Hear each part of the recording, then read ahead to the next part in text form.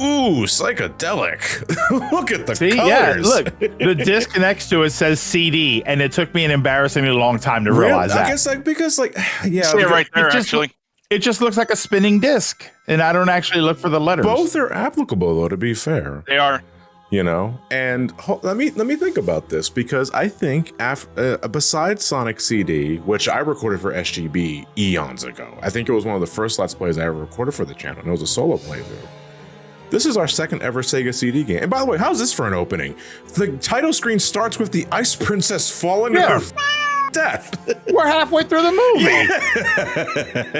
Batman Returns, an hour too late. Yeah, so if you remember in the movie, the Ice Princess is set up to fall to her death, and Penguin is frames Batman for it because he's trying to get Batman on their bad side, which doesn't really do anything.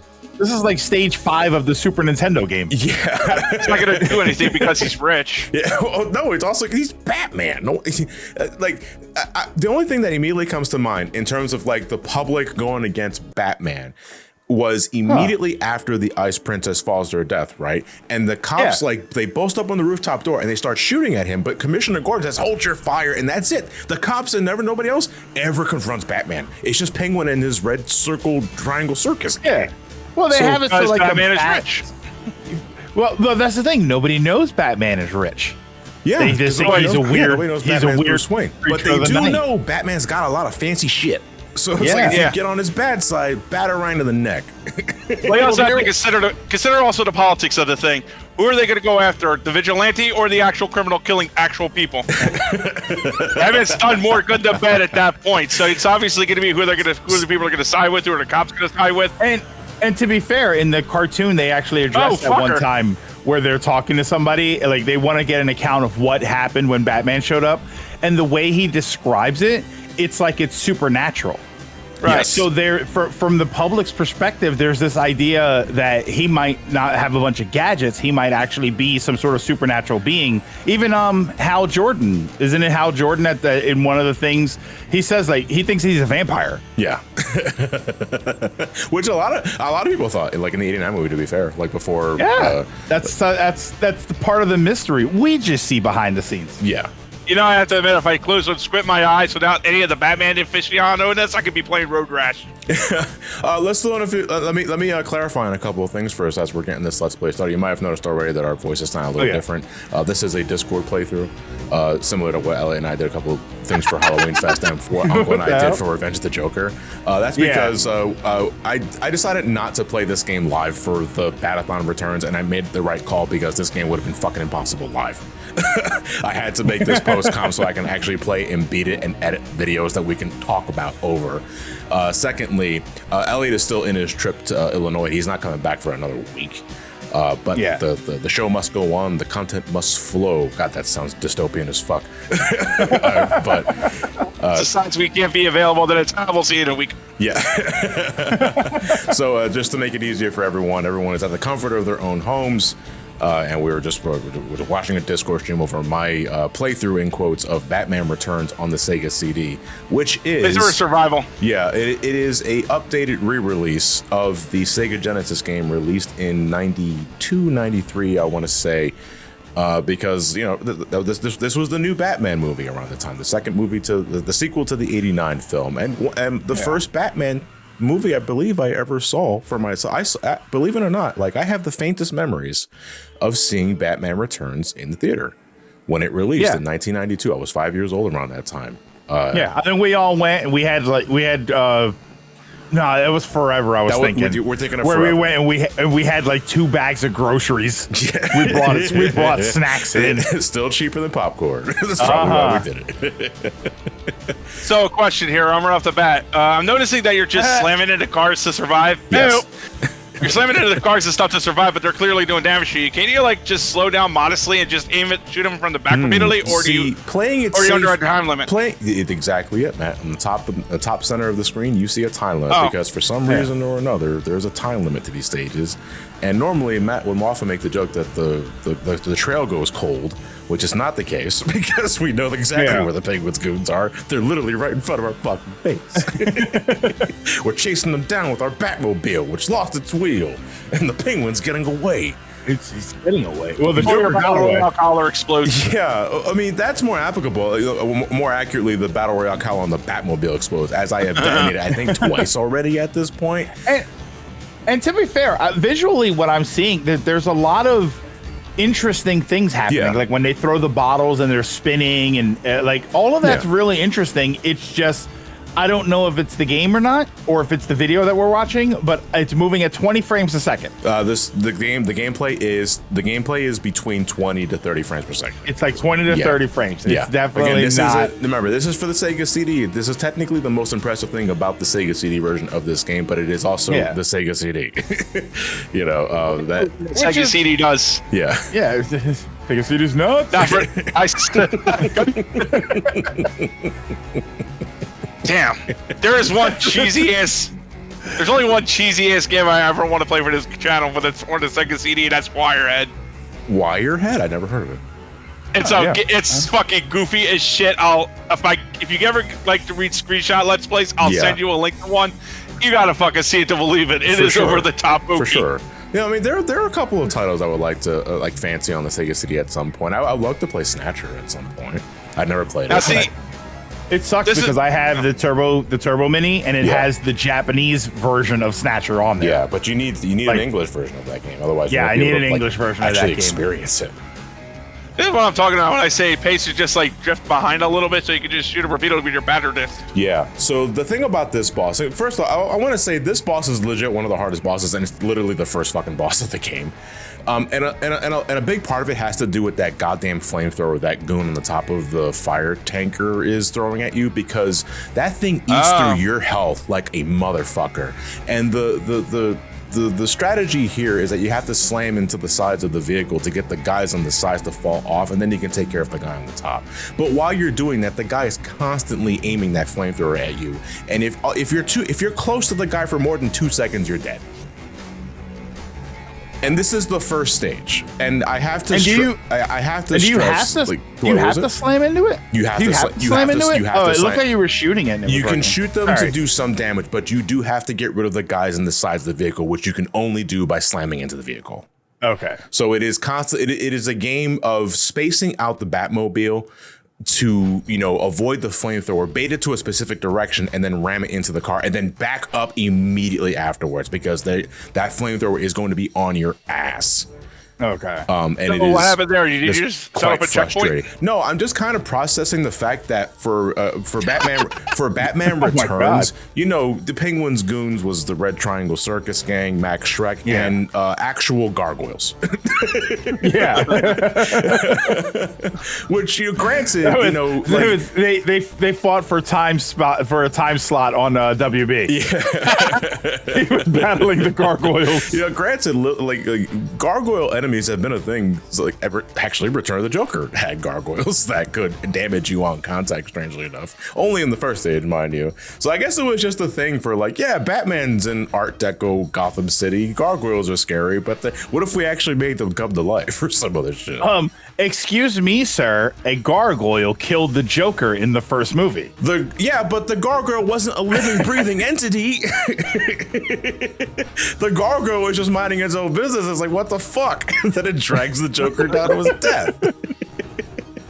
Wait, what happens when you lose all your health there? He just disappears to heaven or some shit? You phase out of this dimension, if I had to take a guess. Bat heaven? Yeah, maybe. Bat out of hell. Probably more accurate. But, all right, so... I wonder if there's ever been a Bat comic. So what's the timeline here? It was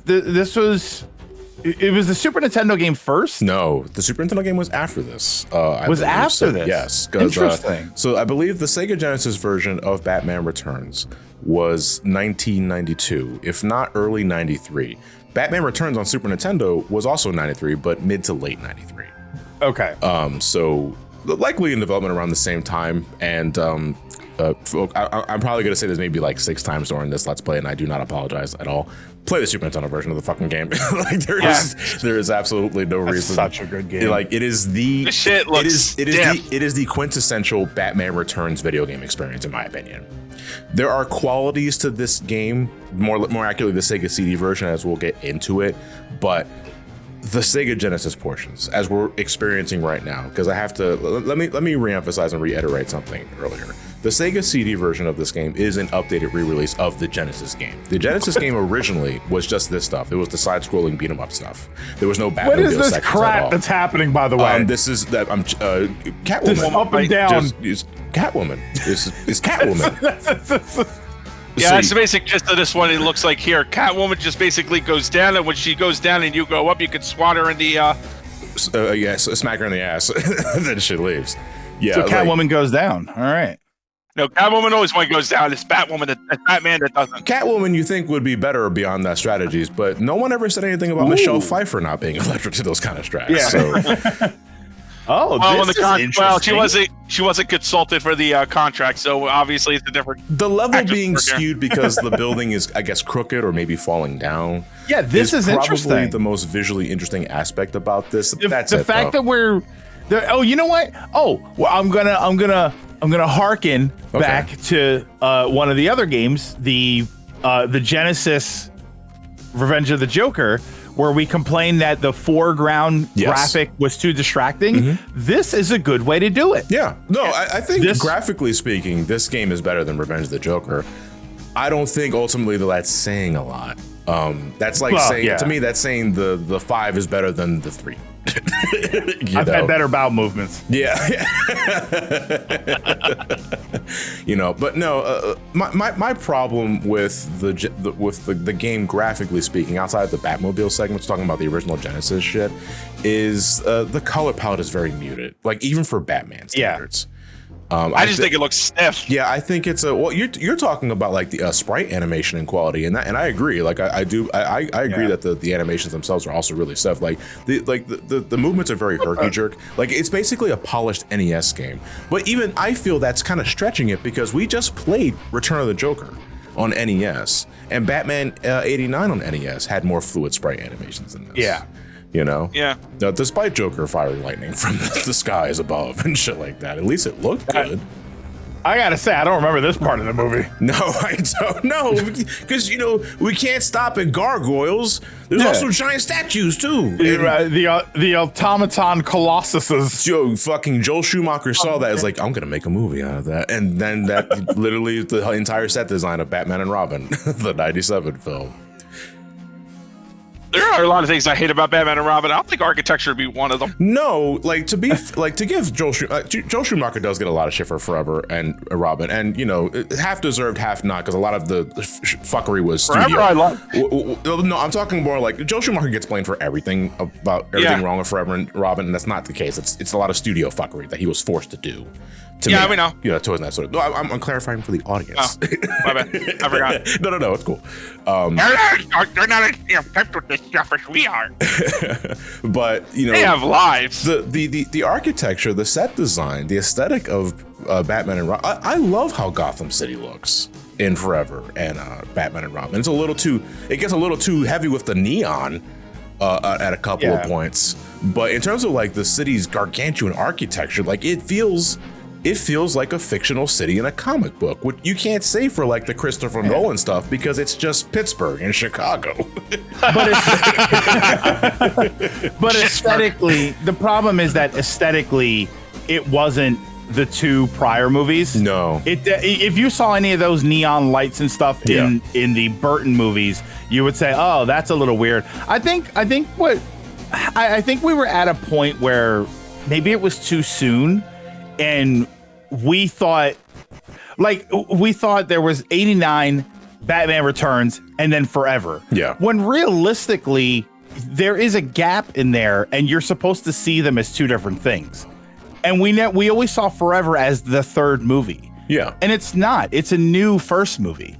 It is yes and no, because the Forever does reference the previous two movies. Yeah. And like, especially like when Bruce Wayne is having flashbacks to when his parents were murdered, the shots are almost 1-to-1 the 89 movie, only you replace, Jack Napier with Tommy Lee Jones.